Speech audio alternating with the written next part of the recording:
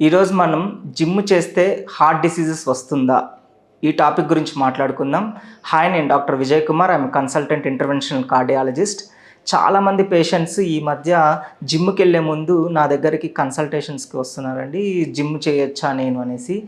అసలు జిమ్ చేస్తే heart disease వస్తుందా?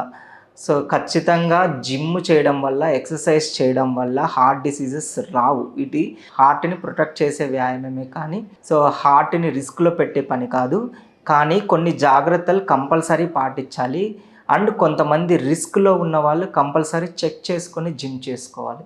సో జిమ్ చేసినా, ఎక్సర్సైజ్ చేసినా ఏమవుతుంది? జిమ్ చేయడం ద్వారా ఆర్ ఎక్సర్సైజ్ చేయడం ద్వారా ఖచ్చితంగా గుండెకు లాభం చేకూరుతుంది. ఏ విధంగా అంటే బ్లడ్ ప్రెషర్ అనేది కంట్రోల్ అవుతుంది, డయాబెటీస్ షుగర్ అనేది తగ్గుతుంది, బాడీలో చెడు కొలెస్ట్రాల్ లెవెల్స్ అనేది తగ్గుతాయి, అండ్ బాడీ మన డిజైర్డ్ వెయిట్ ఒబెసిటీ నుంచి కాపాడబడుతుంది. సో అండ్ గుండె మసిల్ అనేది బలపడుతుంది.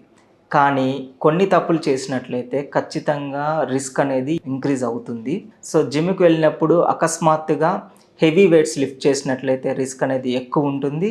అసలు అలవాటు లేని వాళ్ళు డైరెక్ట్‌గా హెవీ వెయిట్స్ లిఫ్ట్ చేయడం ద్వారా అండ్ కొన్నిసార్లు స్టీరాయిడ్స్ తీసుకుంటారు. అండ్ కొన్నిసార్లు ఫేక్ ప్రోటీన్ పౌడర్స్ అధికంగా తీసుకోవడం ద్వారా కూడా రిస్క్ అనేది ఇంక్రీజ్ అవుతుంది.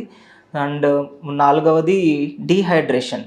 అండ్ బాడీ డీహైడ్రేషన్లో ఉన్నప్పుడు రక్తం చిక్కబడే గుణం అనేది ఎక్కువ ఉంటుంది. అండ్ కొన్నిసార్లు ఖాళీ కడుపుతో మనము ఎక్సర్సైజ్ చేసినా కూడా రిస్క్ అనేది ఇంక్రీజ్ ఉంటుంది.